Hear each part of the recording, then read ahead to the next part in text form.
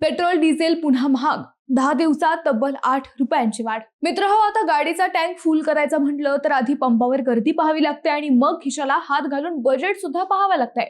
कारण मागील 10 दिवसात पेट्रोल आणि डिझेलच्या दरात तब्बल 4 वेळा वाढ झाली आहे। 25 मे रोजी पुन्हा दरवाढ झाली असून पेट्रोल प्रति लिटर 2.61 रुपयांनी तर डिझेल 2.71 रुपयांनी महागले आहे। यामुळे अहिल्यानगरमध्ये पेट्रोलचा दर 111.57 रुपये तर डिझेल 98.25 रुपये प्रति लिटरवर पोहोचला आहे।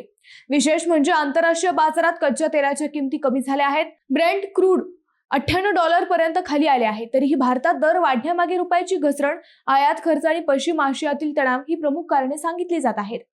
15 मे पासून सुरू झालेल्या या दरवाढीत पेट्रोल जवळपास 8 रुपये प्रति लिटरने महागले आहे। यासोबतच सीएनजीच्या दरातही वाढ झाली असून नगरमध्ये सीएनजी 101.84 रुपये प्रति किलोवर पोहोचले आहे। याचा थेट परिणाम सामान्य नागरिक, प्रवासी, वाहतूक व्यवसाय आणि महागाईवर होणार आहे। तुमच्या शहरात पेट्रोल आणि डिझेलचा रेट कसा आहे कमेंट करा।